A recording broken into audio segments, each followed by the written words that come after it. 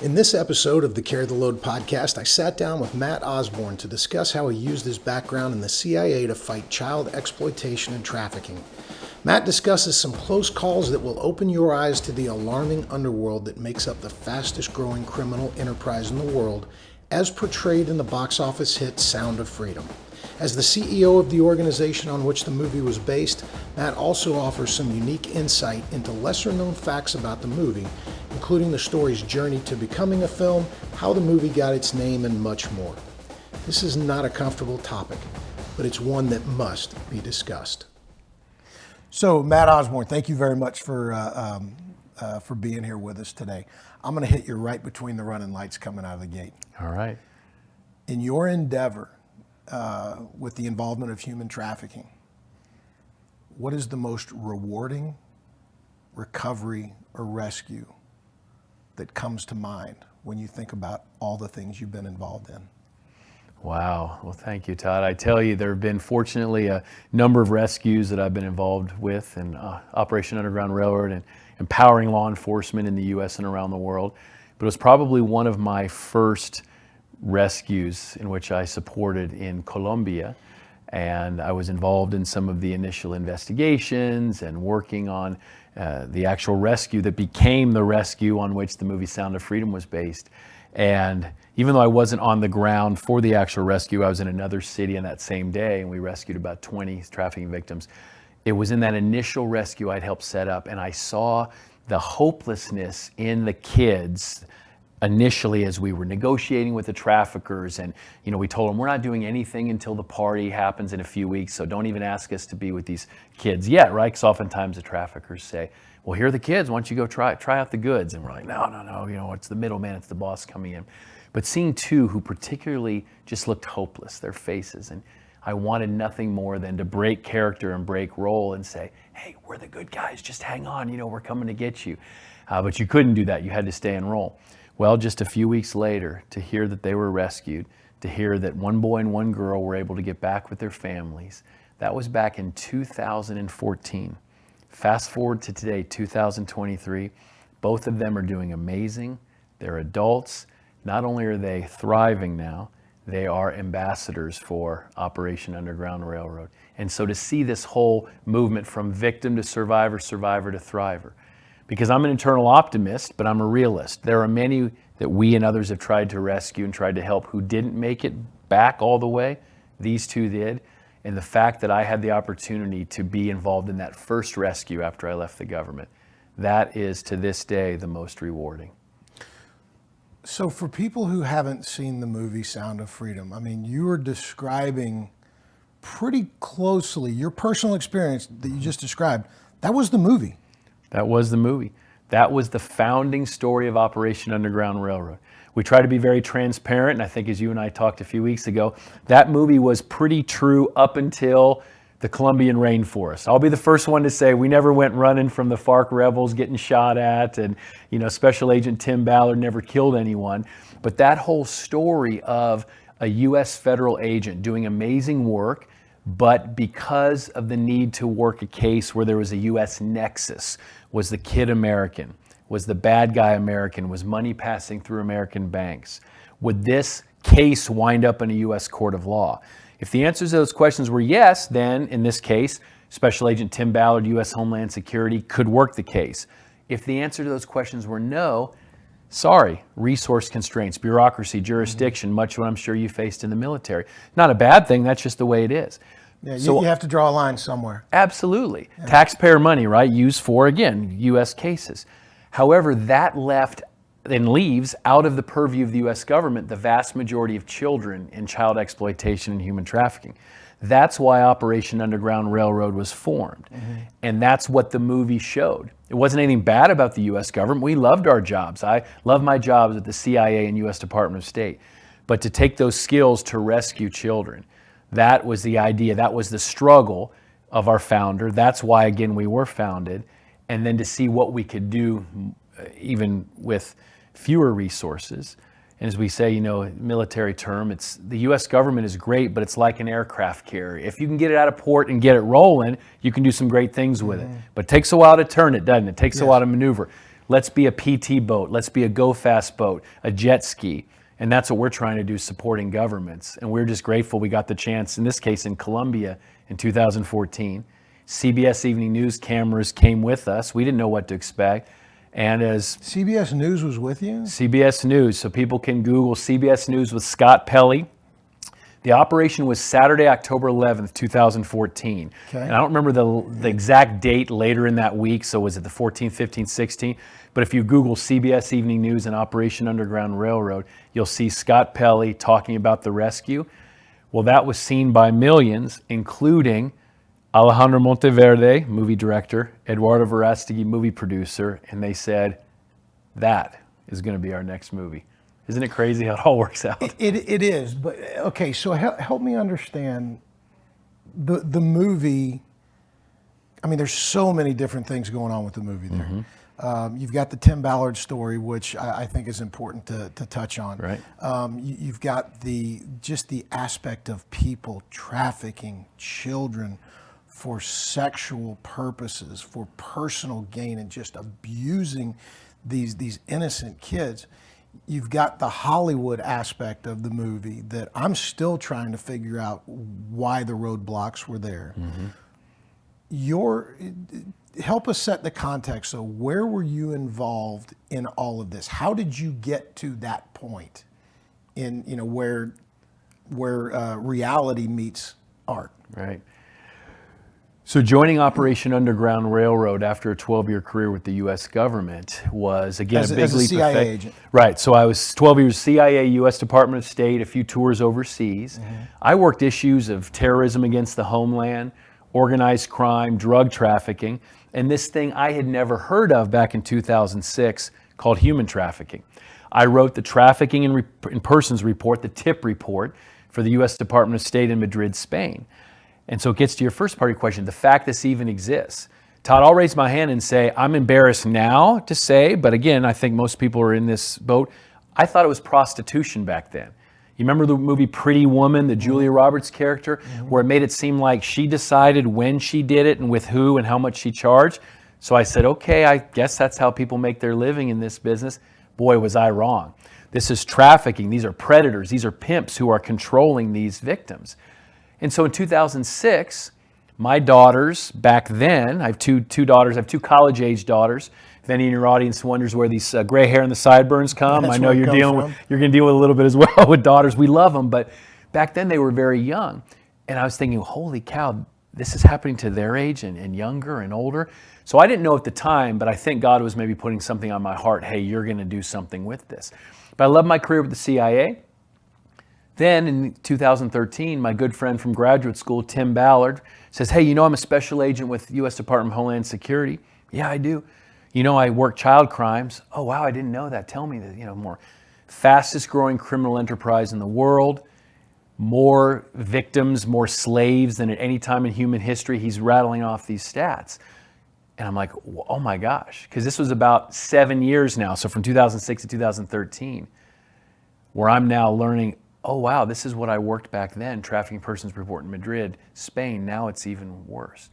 So I make a big leap of faith to join Operation Underground Railroad. So he called you and said, hey, I need your help. I need you to leave the CIA, come join me in this endeavor. And at that time he was Department of Homeland Security? Yes, he was Homeland Security Investigations, and he had done amazing work for the U.S. government working child crimes, internet crimes against children, working on a task force, working on something called, and isn't this a horrible term, but it's called a child sex tourism jump team, meaning a group of men and women, federal agents, who would jump into action when they would get information about a child sex tourist from the United States. So that's what's interesting in Sound of Freedom, for those of you who've watched it, that they're researching the case. They see that it's two Honduran kids in this case, but that they were being trafficked across the border.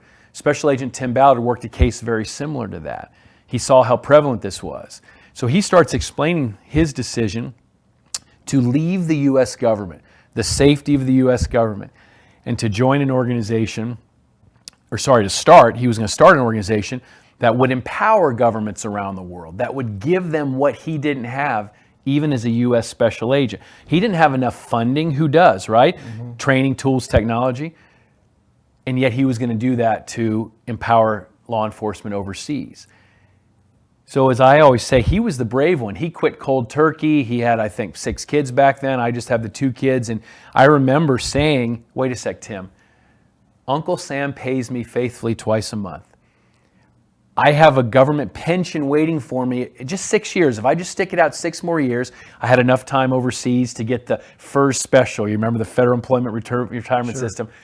And I will have government health care till the day I die if I just stick it out these 6 years. I mean, say what you want about health care in the U.S., but federal government employees in the U.S. get fantastic health care.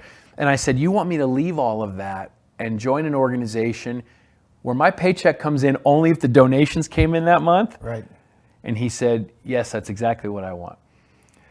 I would like to be able to tell you, Todd, that I'm like, absolutely, I'm in it for the cause. I said, let me think about it. Talked to my dad. He said, don't do it. Wait 6 years and then do whatever you want. No companies give a pension anymore. I talked to my wife now of 25 years, but you can imagine that was about 10 years ago. And she said, I guess I support you if you think you want to take that risk. And then I came back to him. I said, well, you tell me when you're up in the air here. I don't know if I can do this startup thing. So he calls me a few months later, July of 2014, and he says, all right, we're down the runway, we're lifting off. And that was enough for me. And so I joined. But back to your initial question of how it all came in with the Hollywood. Tim Ballard is a huge student of American history. Loves Civil War heroes, right? Harriet Tubman, Harriet, Jacobs, and Frederick Douglass and Abraham Lincoln. And he knows from his studies that the Civil War was really won in the end by the storytellers, by Harriet Beecher Stowe writing Uncle Tom's Cabin, raising awareness of this horror of slavery that galvanized the North more than states' rights ever could. So he said, what if we put together documentaries? What if we put together movies to be, and again, with all due respect, no cultural appropriation, no nothing, but we're actually tipping our hats to those heroes of the Civil War era. We want to be the modern day Harriet Beecher Stowes. So I said, okay, how are you going to do that? And he talked about documentaries. And so that's initially what we started to do, and we have a number of documentaries available. But it was what I mentioned, just the luck or fortuitous or divine, whatever you want to say or believe, that CBS Evening News follows us on that operation in October 2014, has CBS Evening News with Scott Pelley, seen by a producer and director, and yet even then, that was 2014, and I think we can go deeper if you want, because you sort of asked, how is it that Sound of Freedom didn't come out until 2023? Yeah, and that, so I didn't understand the aspect of CBS Evening News. I think, and that's kind of in the same boat as 60 Minutes. Correct. And they're both very, pretty trusted sources of information. Whether you're conservative, whether you're not, people have a tendency to believe those. So when CBS Evening News gets a hold of something like this, which again, I didn't realize that had been the case, but I knew that there was a lot of pushback against the publication of this movie. Right.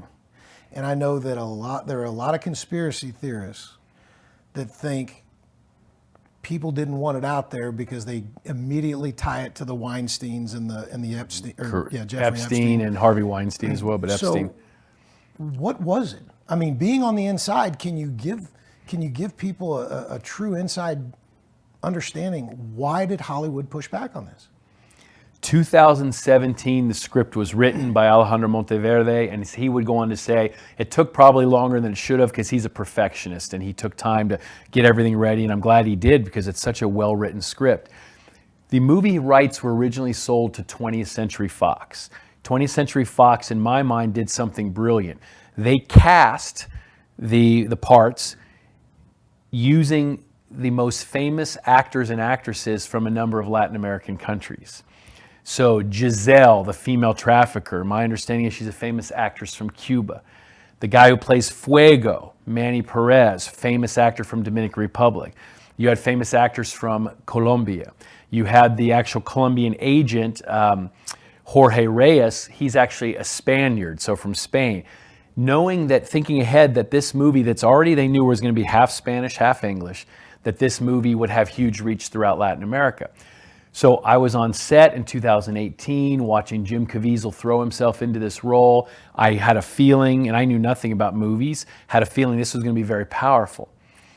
Well, I don't know if it was in late 2018 or 2019, but Disney buys 20th Century Fox. And then what I heard was Disney shelved the movie, said, we don't want to show it, this isn't a priority. I don't know why. I mean, people speculated, that's part of the conspiracy theory. Maybe they didn't want to do a movie about child sexual exploitation and human trafficking. Maybe there were other reasons, I don't know. But the movie sort of languished. And we tried with Netflix, we tried with Amazon Prime, we tried Sony, other studios. And I wasn't involved in these discussions, but just hearing second, third hand, there just wasn't a lot of interest.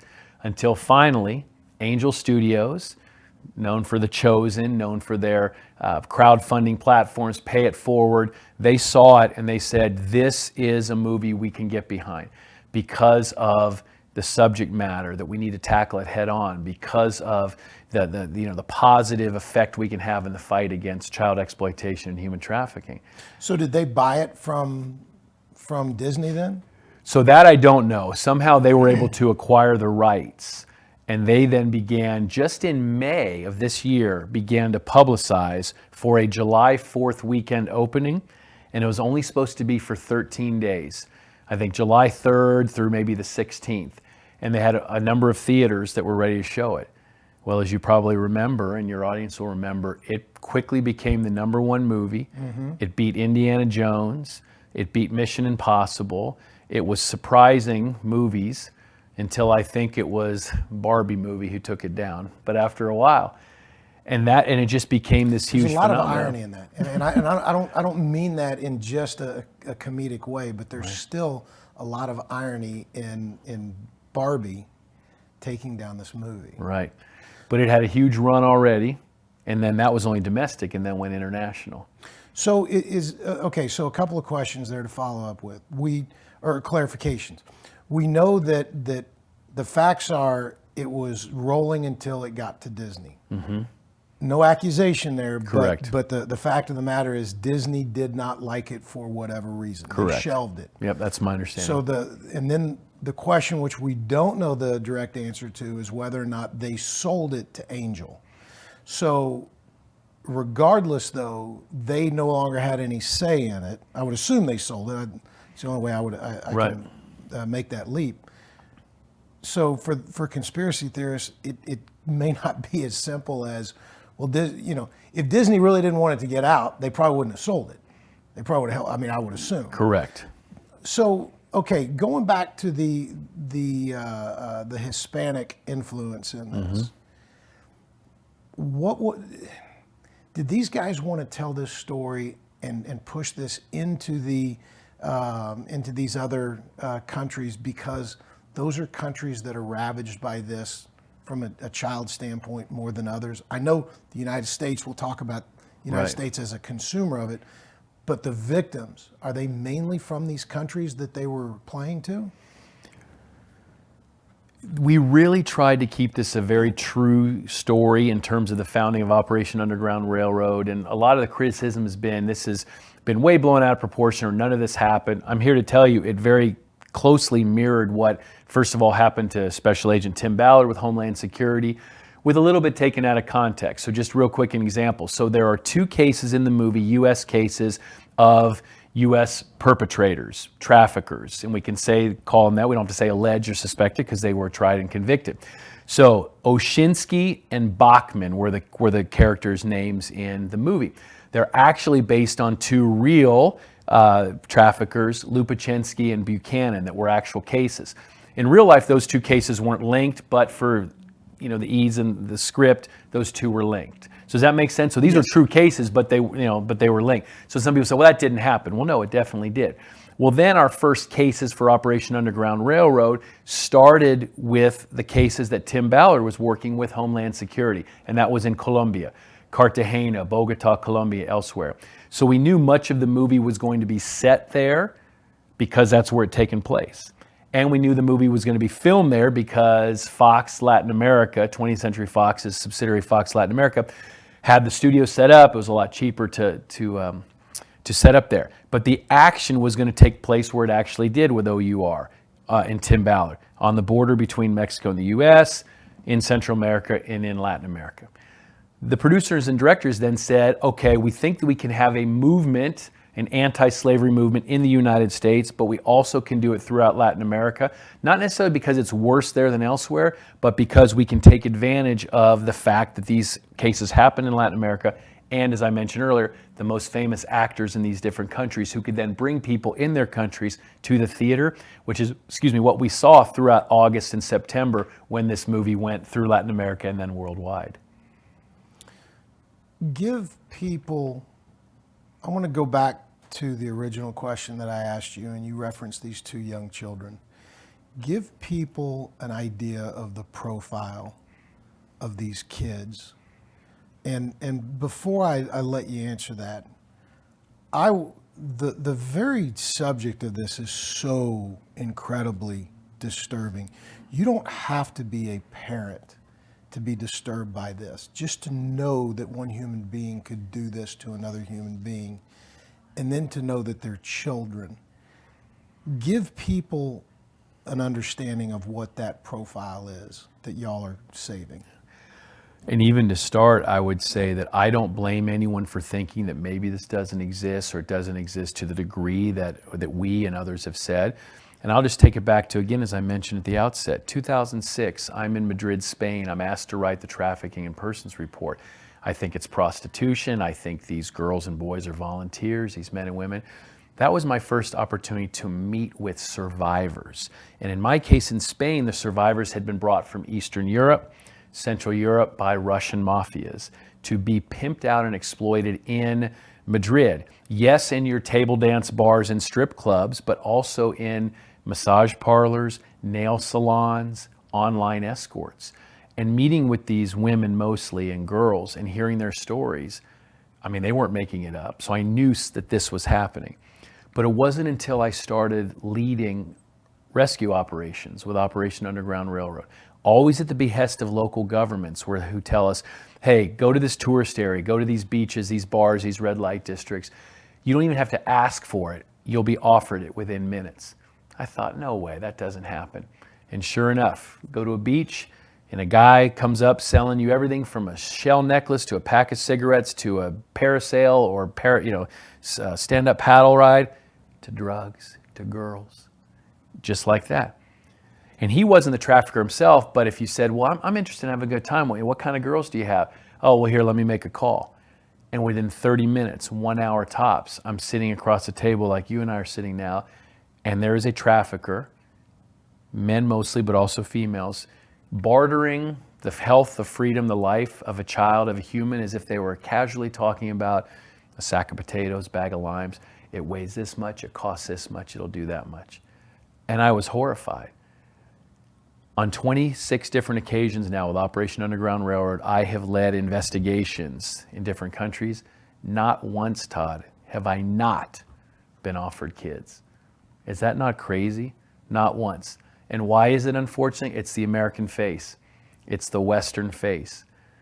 Americans are the #1 consumer and producer of what we used to call child pornography. Now we call it child sex abuse material. This is what Tim Ballard had told me because he was working these cases as a special agent. I didn't believe it until I went to these countries. And yes, I went to Central America, South America, Caribbean, but I've been to Asia. I've been in places like that where it's the same thing. This is everywhere. And then to the US, it also exists. Yes, in New York City and Los Angeles, but in Dallas and in small towns because of the demand. I hope we'll get a chance to talk about that as well, because unfortunately, too many men out there don't realize or don't want to realize that this is trafficking, this isn't prostitution. These women and men, these boys and girls aren't there of their own free will and accord. Even if they think, they sign up for this job, you don't have to go too far back in their life to see something bad has happened to them, something exploitative has happened to them. And that's what we're hoping to rally the good men out there. And that's what I love too about Carry the Load and everything that represents. The good men in our country and around the world to not be part of the problem. That's just the floor. Let's be part of the solution. Okay, so walk people through, you talked about sitting across from somebody and being offered, children. the simple mind, like mine, looks at it and says, you accept, and then as soon as you get the child, they're safe and you run. Right. Is it that simple? Unfortunately not, because we also want to make sure to protect the child, and we also want to make sure we can take down the networks. So I'm glad you asked that question. So first thing to back up is for everyone to realize and know, so Operation Underground Railroad is not a vigilante organization. We have no arrest authority. We have no authority to operate in these countries unless given that authority by the host government. So we have to get permission first. We go through the front door always. And how does that happen? Well, in our early days, they were federal law enforcement partners in areas where Tim had worked, Haiti, Dominican Republic, Colombia, or where I had worked, Mexico, Venezuela, Spain, or when some of our other operators had worked in different countries. That gives us sort of the connection, if that makes sense. Then we introduce, as we say, it's an a la carte menu of services we provide thanks to our donors and donations. We can provide straight funding if they need it to pay for a task force or to pay for cell phones. We provide equipment, cell phones, laptops. Some of these law enforcement agents, think about Dominican Republic. The equivalent of an FBI agent in the Dominican Republic, oftentimes he or she doesn't have enough money for a burner phone, so they're using their own personal cell phones to talk to the bad guys. We come in and give them a slew of burner phones. It seems simple, but they literally have no budget for that, and they're able to do that. We provide... And a burner phone is untraceable. That's exactly. The importance of it. Yeah, absolutely. Yeah, thank you. As a burner phone is something where then they can't be traced back so that the bad guys couldn't find their address, right? Because corruption, they could go to the cell phone equivalent, let's say, T-Mobile, AT&T, Verizon, whatever it is in that country. And again, with enough money, buying off the people, hey, that number here, I need to know who bought that. And they can go and trace it back. So now with these burner phones, they're clean, law enforcement can use them. So we provide a la carte menu, but oftentimes overseas, we offer up the American face.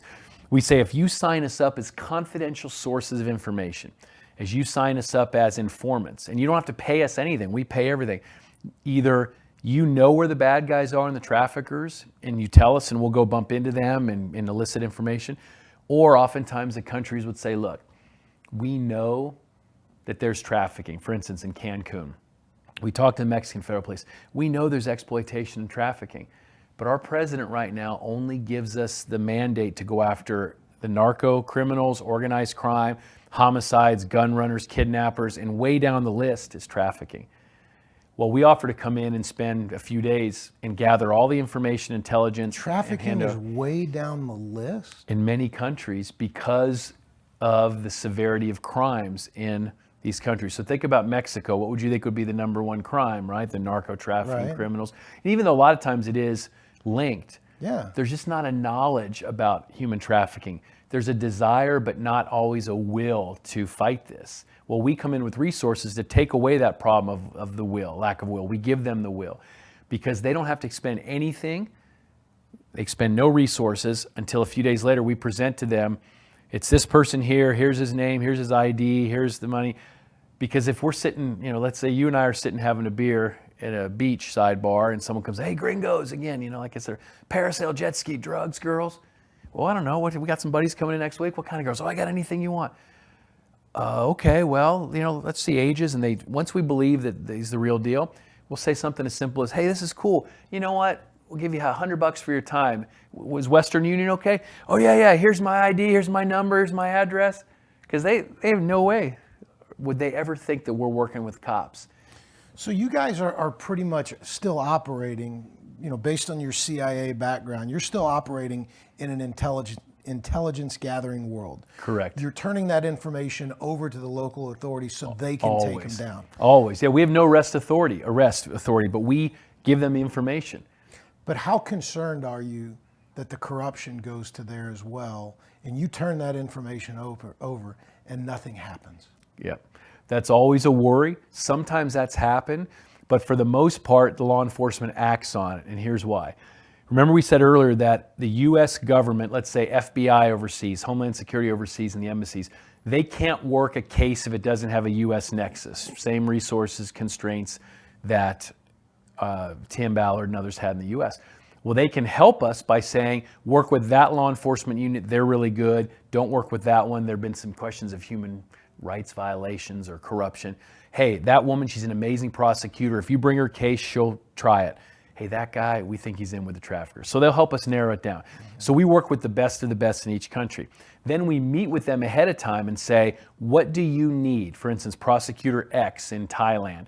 What do you need to have a case where you can try? Oftentimes she or he will say, okay, we need to have actual sex acts being discussed. Here's what they'll do, and prices for X amount of money. They need to at least show you the victims so you can see, make sure they're actual real human beings there. Then when we set up the operation, you have to actually exchange money. I'm just using an example, but with those three things, that's probable cause in that country. So we know already what the minimums are. We lay out the operations plan, they accept it, they sign off on it, then we get signed up, 2 thumbprints, passports. Now, that's a little nerve-wracking, right? We're giving our information. Well, we're working with units vetted by the US government. Doesn't mean you eliminate risk, but you reduce risk as much as possible. Secondly, what are we doing? Those were the early days where we were sending teams over. Wasn't as effective and efficient with donor money. So now we're building bases overseas in Southeast Asia, where for the price of what it would fly you and me to go all the way over to Bangkok, work a week or two, intelligence gathering, and fly back, for that money, we're funding an office for 1 month of 23 or 24 Thai nationals who are working at decent salaries for their country, and yet they're providing, there's an investigator, there's a lawyer, there's a social worker, child forensics analyst, open source. So that's what we're trying to do, and then that builds trust so that it's not us anymore saying, hey, will you work with us? Will you work with us? Will you work with us? It's these countries saying, will you work with us? And that's how we've evolved in 9 years. So a lot of what you described, especially like, the 2 gringos sitting at the, at the poolside bar. I remember I deployed to Phuket, Thailand back in '97. And I remember as we pulled out of the port and we were talking about just how utterly crazy things were there. I remember saying to someone, wow, prostitution is a way of life there. Because we were amazed at how some of the families were literally trying to get you to take their daughter. Mm-hmm. We kind of joked about it, and looking back, I'm almost embarrassed at my lack of knowledge. But we used to say, they want you to take them to the big PX in the sky, right? Yeah. And I think what I'm hearing is that it was such a way of life, and there was so much danger. They were trying to get their daughter out of that environment because they knew they could easily be sucked into it. Am I way out of bounds talking about all this? No, I think you're right. And there are a couple ways of looking at it. And that's heartbreaking how many times we see fathers and brothers pushing, right, daughters and sisters to Westerners, to Americans, for instance, either to try to get quick buck off them or to see if they could win the lottery, right, the green card lottery. Mm-hmm. Because they know that they have no real hope in their countries. Even Phuket, which as you know is a beautiful area, tourist area, and yet think about the lack of economic opportunities. And when you mentioned earlier, what does the profile of a trafficking victim look like? I didn't answer that as well, and I want to answer it now. Is overseas, it is because of these lack of opportunities. There's just not jobs out there. And oftentimes mothers are selling their children into this, or uncles are trying to make a quick buck. I mean, it's horrifying because that's the only way they see to make money. So what we try to do with our aftercare program is to educate, to try to give another chance. But yet you're really fighting up against these sort of cultural roadblocks. I mean, again, I talk about fathers and brothers here, daughters and sisters bringing in Southeast Asia a couple years ago. I'll never forget being in a little remote area where it was known to be the red light district. And you would have these guys bringing these girls on the backs of mopeds, dropping them off to work the night and then picking them up the next day. And someone said to us, well, you're here to help and fight human trafficking. Are you going to save every single one of them? We said, we'll do our best, but we're not going to focus on those we can't get to. We're going to focus on those who we have been able to. And we've had a lot of success educating. And I think it goes to what you're saying too. There wasn't anything wrong about you not knowing in Phuket, just like I didn't know in Madrid, Spain. To be clear, I didn't participate in it. No, absolutely. No, 100%. But meaning you didn't know, and you said, remember you said, I wish I would have known. I said the same thing, I wish I would have known. But now we know. And now opportunities like this to get this message out, I think that's the long-term solution, education. Yeah, and you know, the other thing you mentioned that I think people are just kind of, you know, innocent of, like you said, you thought when you first heard about this that this was willing prostitution. Absolutely. Julia And Roberts, so, Pretty and so Woman. you go back to those, you know, to the two gringo comment. You know, like people go down to Mexico all the time. They'll take bachelor parties down there, and somebody says, "Hey, you know, we've got these opportunities here." What I'm hearing you say is that as innocently as it can be, these guys could be participating in something that they think the girls are willing participants, and yet they're just feeding the machine. Exactly. Creating the demand. Too many men think it's an equal trade, a business negotiation. I want her body, she wants my money. This is how she's chosen to make her living. We're trying to get the word out that in the vast majority of cases, that's not true. Either she's being forced into it, or either she believes she has no other options because of the economic situation, or because she thinks she can make a quick buck. Well, on the men's side, and I'm the first one to admit, I'm 51 years old. I went to bachelor parties in my late teens and certainly early 20s and mid 20s. I wish I would have known then, but now I know. So all we can do now is talk about this need to educate, that really think hard before you are going to go and sexually exploit another person in the U.S. or around the world, because likely that's what you're doing. And so I'm grateful that you posed that question. And again, I put myself back, in this 30 years ago. I wish someone would have educated me. Now we have an opportunity to talk about things like this. So where is all of this going?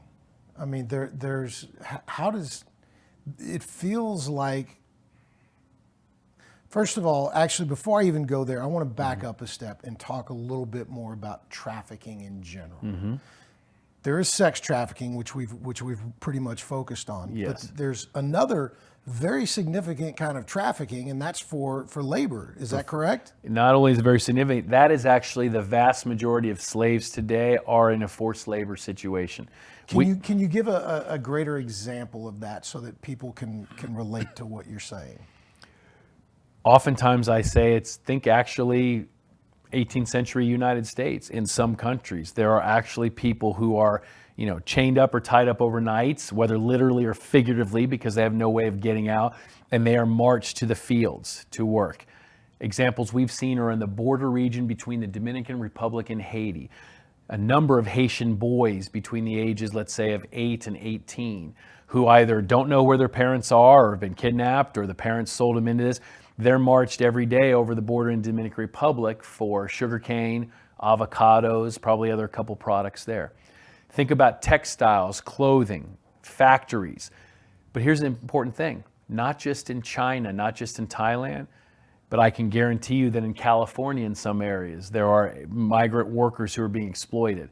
Maybe they're not getting paid at all, but most likely they're being paid some sort of quote unquote slave wages. I'm sure in Texas, where we are now, if you were to look, the University of Texas, now again, this is old now, 2016, 2017, they estimated there were 373,000 trafficking victims currently in Texas at that time, a majority, maybe 60%, being forced labor.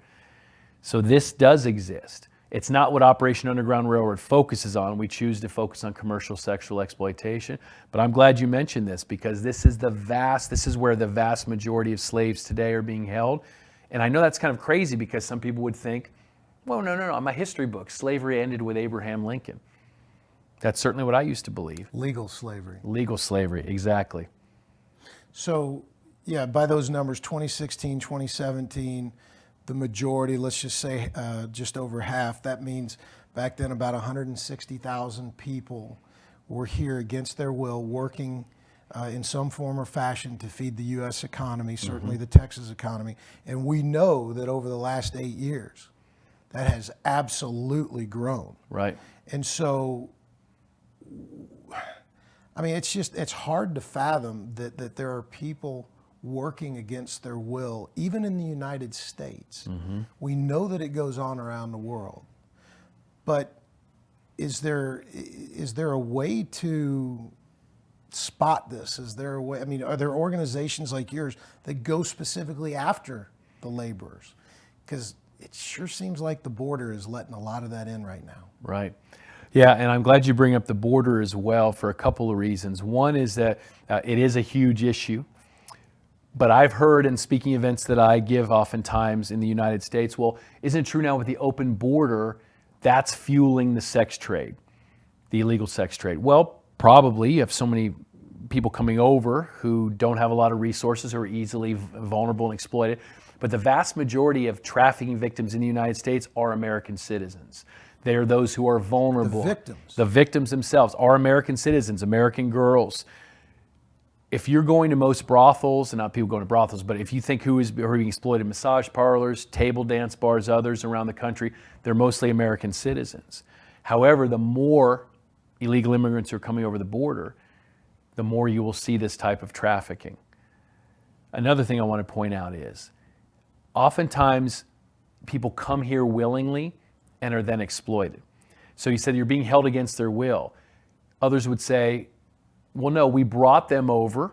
We got their passports, their visas. We paid for their airfare. We paid for all these things to bring them to the U.S. Yes, illegally, we had to bribe, and now they have to pay off that debt.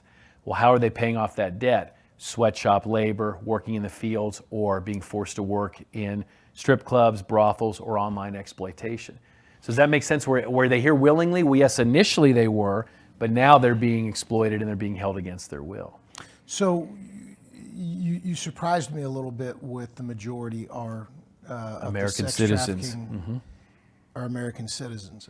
Immediately, what I thought of, I think it was last year, maybe 2 years ago, the young girl goes missing from the Dallas Mavericks game, yes, and then was recovered up in Oklahoma City. Mm-hmm. Was that a sex trafficking case? Yes, it absolutely was, and that is an emblematic case for a lot of reasons. This woman, and again, I'm not an expert. I know a few things that we read in the papers and a few people who are involved in the case. She was from a rather well-to-do family, not too far from here. So again, the stereotype. How old was she? My understanding was 15 years old. Okay. Not a person down on her luck necessarily, not someone living under a bridge, but like so many of trafficking victims, there were vulnerabilities. There's maybe a need for love. There's a need for excitement. But I use my two daughters as an example, Todd. I think I gave them a great childhood. One's in college in Fort Worth. One's in college in Tennessee, 21 years old, 18 years old. I think I gave them everything. But they have seemed real susceptible to social media sometimes. Dad, look at this. I could make money going on this app. Or all I got to do is just send some pictures of me. It doesn't have to be anything bad, Dad. But right, I mean, they're even thinking about this. So imagine someone who is not as educated or doesn't know about these dangers. They're easily taken in by people on social media, people they meet.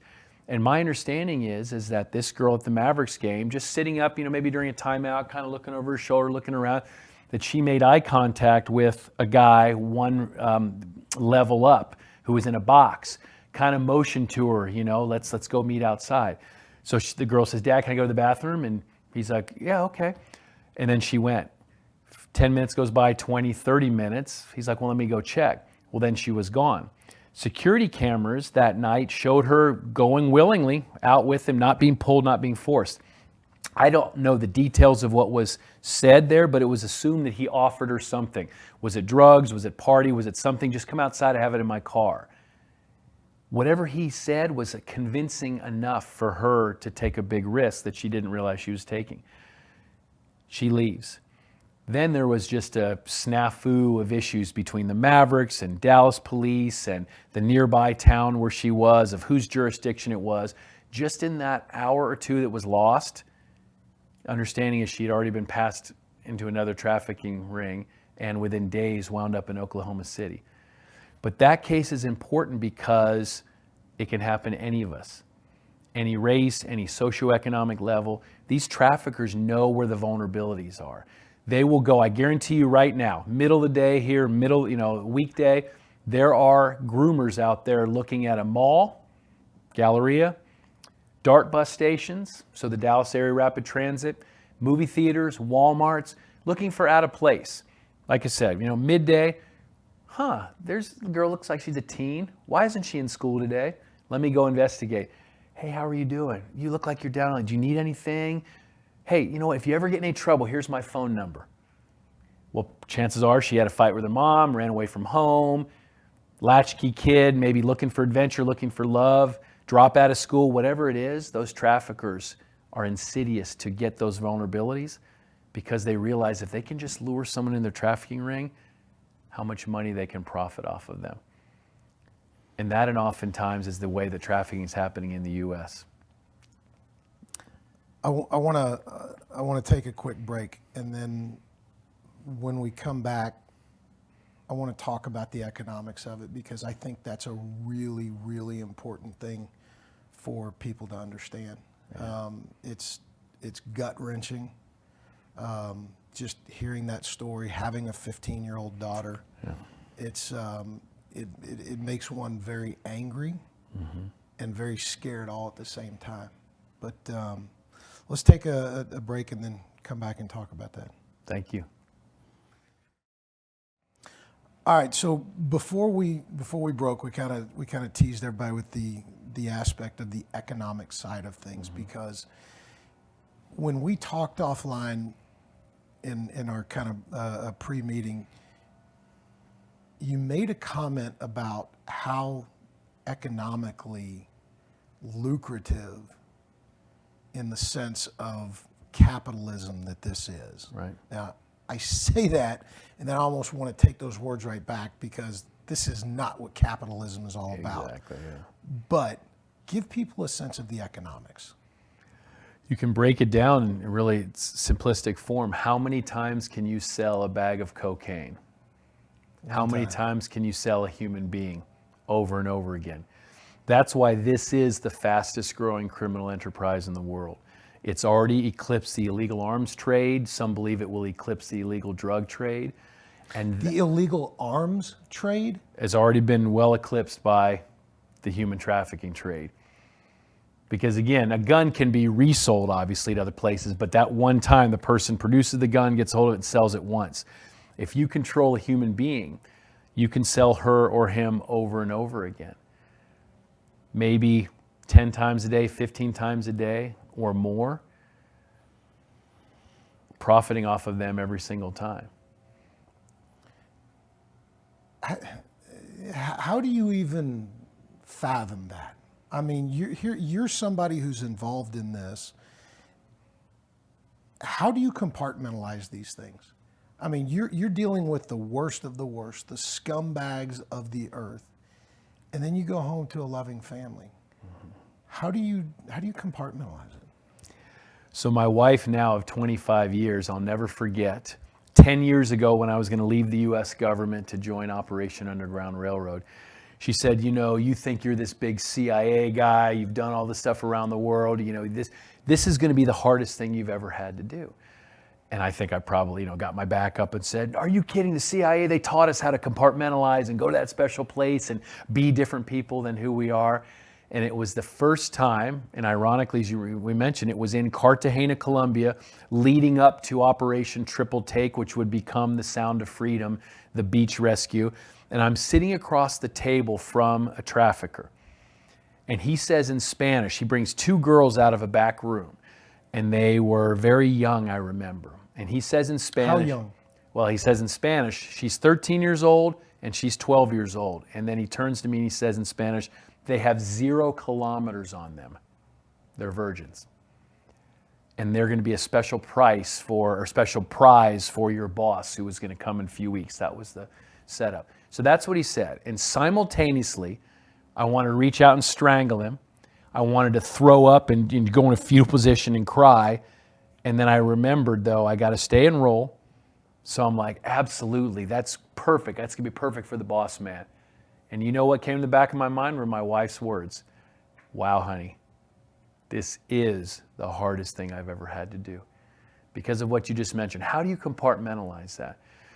So we have, oftentimes with our operators, many of them former military, and so you think back to the training you had both pre and during your operational deployment, but then post, right? How do you deal with that trauma?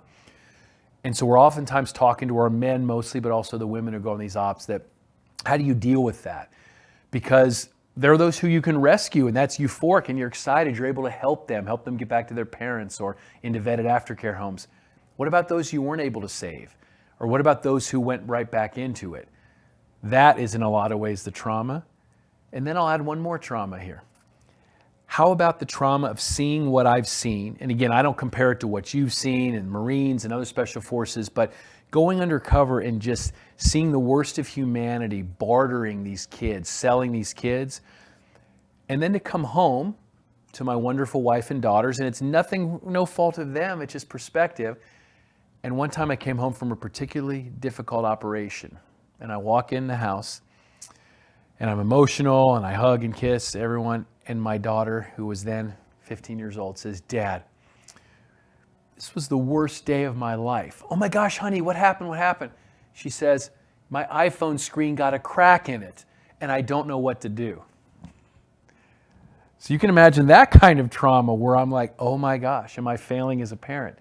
Again, not blaming them, but yet how do you live in both worlds without bringing work home, but also educating your kids? And I know you have kids of different ages and a 15-year-old, but how do you educate them on what's really important in life and what their friends in society are telling them is important? So what you're talking about is perspective. Yeah. So we talked earlier about the perspective of those who grow up in like Phuket, Thailand, where prostitution is a way of life. Right. Are we judging? And I'm going to ask the question. I know my own answer, but Yeah. I think it's a fair question to ask. When you talk about perspective, are we judging those who are involved in this in what we deem to be negative, what we certainly know to be negative based on God's teachings? Right. Are we judging them on too narrow of a perspective, or are they just, it's what they know and they're surviving? Yeah. You know, that's a good one. I've oftentimes thought of it as well, because we've had not only survivors we've helped through intervention to get out of their situation, some have gone back into it saying, that's just how I'm going to make my living, or you get me into this aftercare home and I have all these rules and restrictions, and they're trying to train me for a job where, let's just use an example, I make $15 an hour, where I could make 5 to 8 times that doing what I was doing. Forget that, I'm going back into it. I'm not going to judge them, even though I'm trying to let them know there's another way. And our aftercare team tries to give them tools and skills for other jobs. And am I judging that sex buyer because back in the day when I went to strip clubs and bachelor parties, I didn't know? I'm not judging them, but I'm trying to educate so that then they would know. Because we have a phrase, the eyes don't see what the mind doesn't know. My mind didn't know back then, as I'm here at a bachelor party thinking, well, I guess this is how they want to make their living. If I would have known that likely there was something bad in their past that has led them to be in this exploitative situation. So I don't know if that answers your question, but the ones I do judge are the traffickers who are profiting off of this, the criminal networks.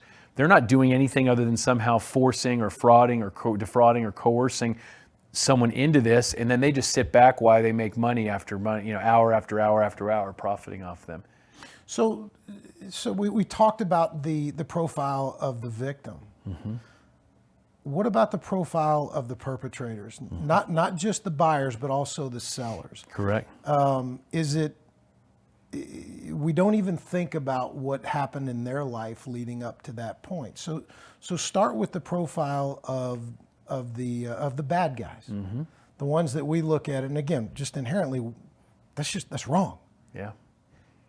Were they probably a part of that system growing up, and to them it just is what it is?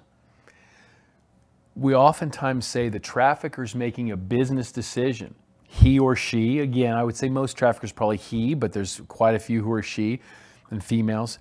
They're making a business decision that this is a low risk, high reward proposition. High reward because of what we talked about. How many times per hour can you sell someone? 2 to 3 times an hour, let's say, profiting off of them. High reward. Low risk. Is anyone really going after us? Is there really law enforcement out there? They certainly don't feel that.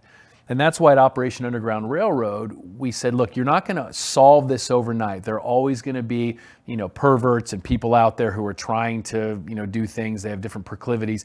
And you're always going to have people trying to sell. But we can make the risk side really risky. So that's one area where we're working. then your question is very important. Are there any, though, who maybe that's all they knew or they grew up on? So I don't know how good the cameras are. You see OUR, it's a broken chain. We oftentimes, with our motto, say, let's break the chain. Because what we've seen in some of our intervention operations, we will help law enforcement arrest a trafficker, truly someone who is pimping and exploiting human beings. But when you interview them, you find out they themselves were prostituted out. They themselves were trafficked out at a very young age. They were exploited.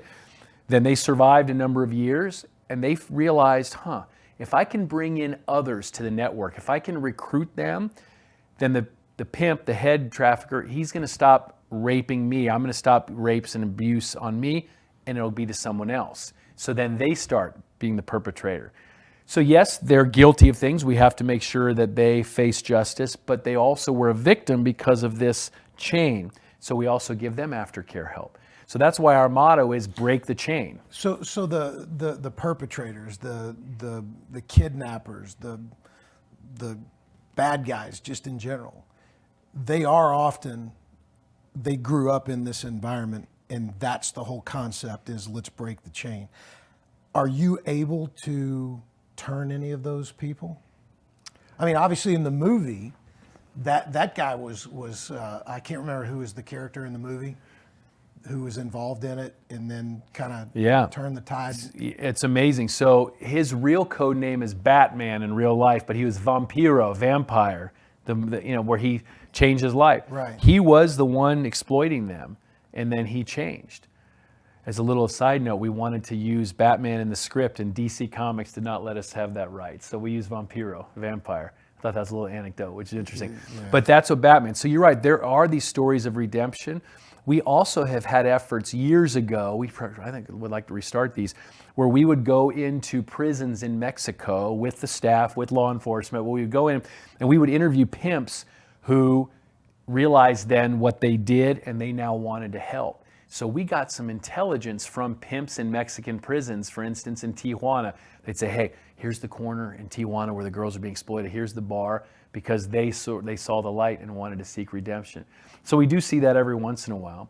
And I think we need to have a little more, and I'm talking about we and our organization and others, we do have to have a little more sympathy too for the victims. And that's one thing I'm a big advocate for in law enforcement in the United States, certainly around the world too, but in the United States. Too many police officers, sheriff's departments, law enforcement, prosecutors are still treating the victims as the perpetrators. Women are getting arrested for prostitution, or they'll get arrested for shoplifting when that was to give money to their pimp, or shopping for drugs because they're being in trafficking situations. I'm proud of Texas. Did you realize Texas became the first state in the United States a few years ago to make the purchase of sex a felony? No. I was not aware of that. Yeah, Texas started it all. And now a few other states have latched on. How many states are there now? So I have to check, but I know it's about 4 or 5, if not more. But how about that? Because now all of a sudden, and this is where your education comes in. Okay, and again, I'll use myself. Let's say I was interested in going to a strip club or dialing up an escort online. Wait a sec, if I got caught, I could be a felon, lose my right to vote, lose my right to, to work, however it is. So that's huge, and that's what we need to do. We need to put more impetus on the perpetrator than we do on the victim herself or himself. Okay, so I don't know why I keep asking the question I do in regard to profiles, but help people understand if, what that person who's potentially buying, who, again, using your own example earlier, may think that it's a consensual exchange of money for sex. Right. What does that profile look like? I saw a study one time, and now I'm blanking on it, but in the United States, the profile is, of the most part, the vast majority, actually a white male, 6-figure income, so has means, and believes in his mind that it is a fair trade, as I mentioned earlier, meaning this is just what I want to do tonight, here's my money, she wants my money, I want her body. Now, all races are involved in this.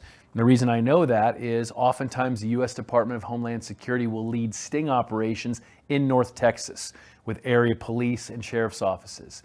They'll place ads online that make it look like a girl is offering herself up through Facebook, Instagram, Snapchat, or that there's someone pimping out whoever, young, and these would-be predators come out of the closet, answer these ads. There was one a few months ago where South Lake, a very nice area near here, Frisco, a nice area near here, where a number of men answered ads to go to hotels where they thought they were going to be able to have sex with 11-year-old boy, 13-year-old girl. And it was all different races involved. It's this mentality of, again, it's an even trade. They're also what's an even trade about that? When you're talking about children, what is and we use this arbitrary age of 18 for Correct. some reason. Right. Why? That doesn't make any sense to me. Why would they think that's a fair trade? Yeah.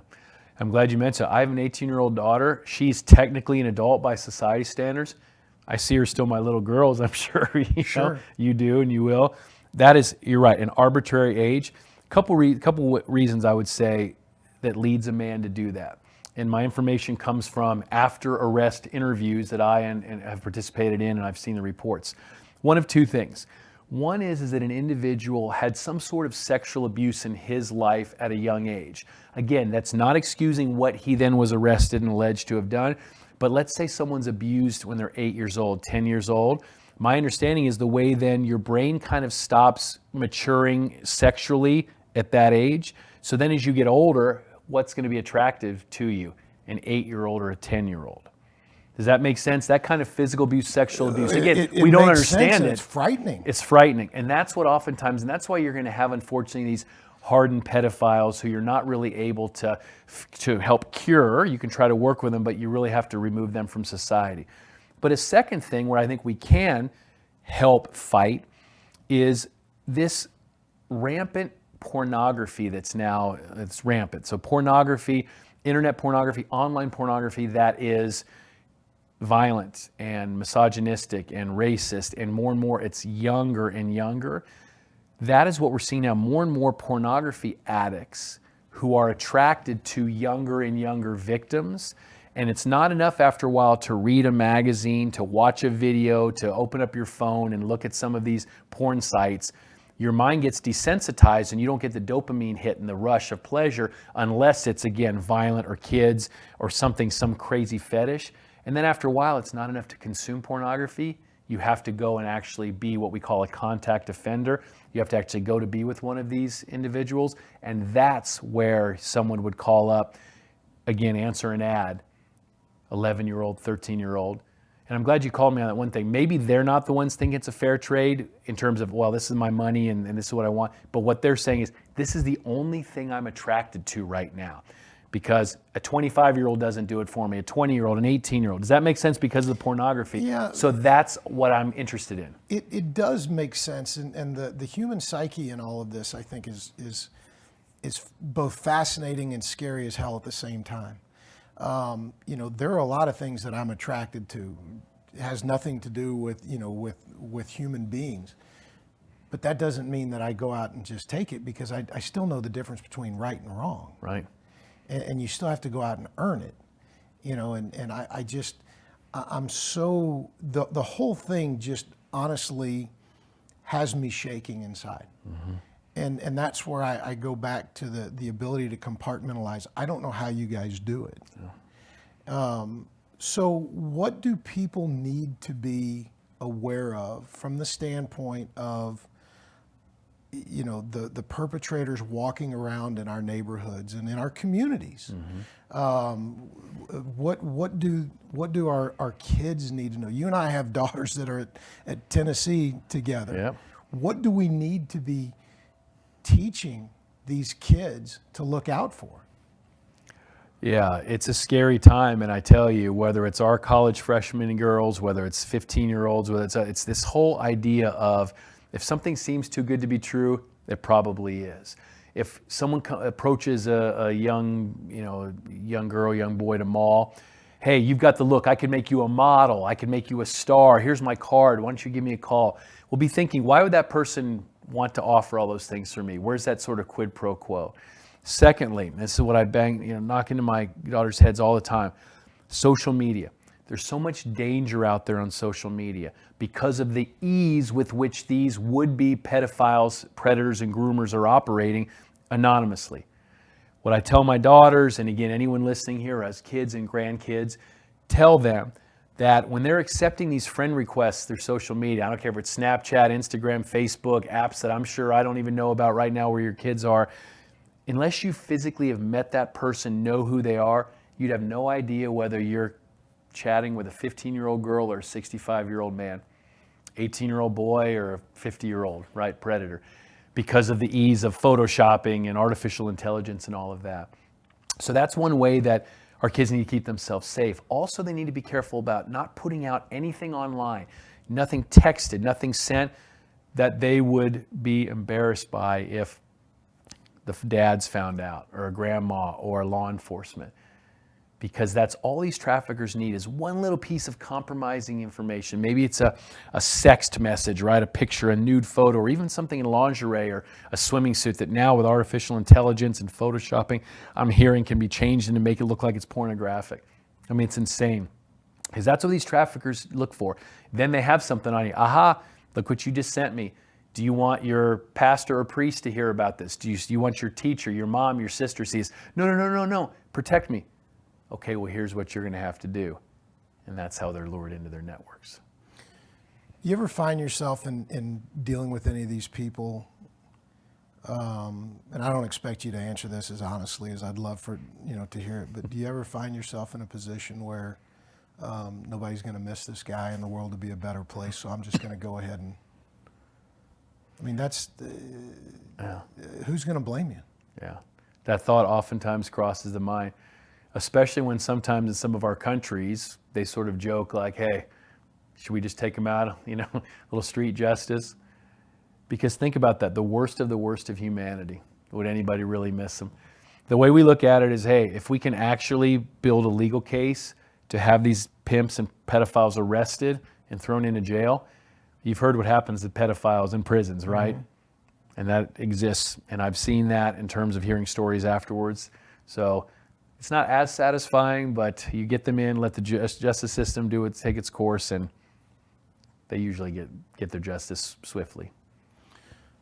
So when you talk about Operation Underground Railroad from the standpoint of an execution organization, and you guys aren't out there to do any kind of vigilante justice. Correct. However, I'm sure that you found yourself in rather compromised positions at times, because once you're discovered, assuming you are, mm-hmm. you're a threat. Correct. Has that ever reared its head for you? Yeah, it has, unfortunately, a few times.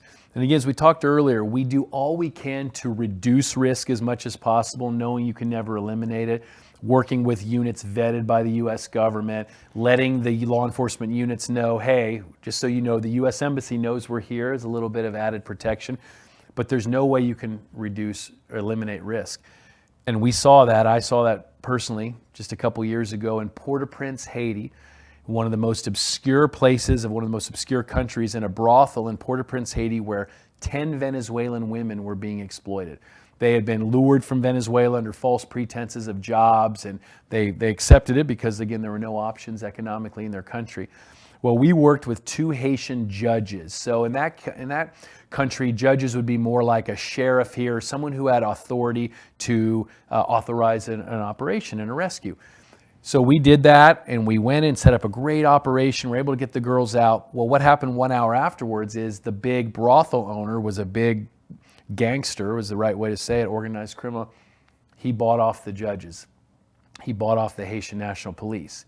So for the next 5 days, we're trying to get the girls' passports and get them out of the country. We're running not only from the gangster and his thugs, we're running from the good guys, from the Haitian National Police. It's kind of hard to call them good guys, isn't it? Exactly, yeah. And that was the scariest time. Again, and I always say, look, I do not want to be accused of hyperbole or anything, but that was the time in my life, and even during the CIA, some of the stuff we did, where I didn't know if I was going to survive. I thought I was going to be killed, or I thought I was going to be thrown in a Haitian prison. And in all honesty, it was 50-50 which one would be better. How did you escape it? So we were very fortunate that we had some help with people putting us in safe houses near the airport, where we were able to hide out in time to get the U.S. Embassy involved, the U.S. Department of State, and the International Organization for Migration, the IOM, who was able to get the girls temporary passports and visas to get them to the Dominican Republic. So we got them out after 5 days, and we were able, through the generosity of Tony Robbins, if you know him, the big influencer, he allowed us to use his plane to get him to the U.S., got him visas. But that was one that you poke the bear, and all of a sudden the corruption networks turned on us. And there's nothing we did wrong. It's just that's what happens in some of these countries. You can do everything right in terms of working with the unit recommended by the U.S. Embassy or other person on good authority, and they still turn on you because of the money involved, because of the corruption. Are you at liberty to carry weapons to protect yourself, or you're just at the mercy of the... Yeah, so we will, that's one of the scariest things, right? Because you can no longer carry, and our weapons are hidden cameras, undercover microphones to get footage for documentaries and for prosecutions, but it doesn't really help you, right? If there's something goes bad. Now, how do we... You're walking into the Roman Colosseum unarmed. Right.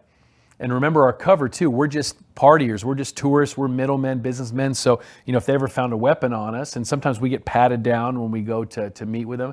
So how do we try to defend against that, protect ourselves, is we set up the parties, operations in our place, our hotel, our Airbnb, whatever it is, so we control the terrain. We tell the traffickers, hey, we're gonna have our security guys there patting you down, searching the girls, searching their purses, and if any weapon gets in, then the deal's off. You don't get a penny. Most of the times these guys are greedy enough where they follow the rules. A couple of times we've had people try to sneak weapons in. And then when we set up the operation with the host government, they will be armed. So they'll be playing the role of a valet guy parking the cars, or a waiter or a bartender inside. So if anything goes south, they'll have the guns, but we don't. So that's what's a little scary. We go through self-defense training, Krav Maga, everything we can. That again, it's not going to do anything against a gun, but it's the best we have in that situation, because we are not allowed to carry in these countries. Yeah, you're relying on people keeping their word, right, in cultures and countries that aren't exactly known for that. And is that the only time that's happened? Where, the situation you were just describing, where somebody turned on you? No, we've had a couple times. We had one in Mexico that I was involved in. We had one in Peru, and then I've heard a couple have happened in Southeast Asia. Matt, this is a young man's game. Exactly. That's why I'm out of it now. That's why I love here in the comfy seat to do these talks. And that's why we bring in seasoned investigators. We bring in, former military, those who can handle themselves overseas. Because if something goes south, oftentimes you're only going to have your hands to protect yourself, or your legs to get you out of the situation. But we rehearse over and over again. I want to say too again. And when you say you rehearse, you're talking about rehearse the operation, how it's going to plan. This is okay. With the host government, who's going to have guns? Okay, you're going to be where? How are we exfiltrating out? We go over everything, but we abort if we don't feel that it's right. And even sometimes when we do everything right, we still get turned on because of the nature of this game. But we're willing to take calculated risks. We don't take dumb risks. I know some people now might be thinking this sounds like the dumbest risk ever, but really we do try to reduce risk as much as possible. But I will tell you, and again, not to get too much spiritual, but we're men and women of a lot of faith, different faiths. We'll say a prayer, and if we feel right, we'll do it because we believe that it's worth that calculated risk. But if it ever gets to a time where it's a dumb risk, we pull out, and we have, even when it means, gosh, there's 60 kids and adults being trafficked. I want to save them, but something doesn't feel right. So we abort, and then come to find out later why we had that feeling. Oh, did you realize that was a setup? Or do you realize we would have been chased because of the corruption? It's fascinating. Have you ever, has any of this ever led to you just questioning your faith? Has it led to just you questioning humanity? Definitely question humanity for sure. When you see again just the... But how can you question humanity and not question faith? Exactly. Well, again, I believe in God. I believe in free agency. I believe most people use their free agency for good. Some don't. I believe that oftentimes people are doing this under addiction, right? I believe people are doing this sometimes under coercion, or sometimes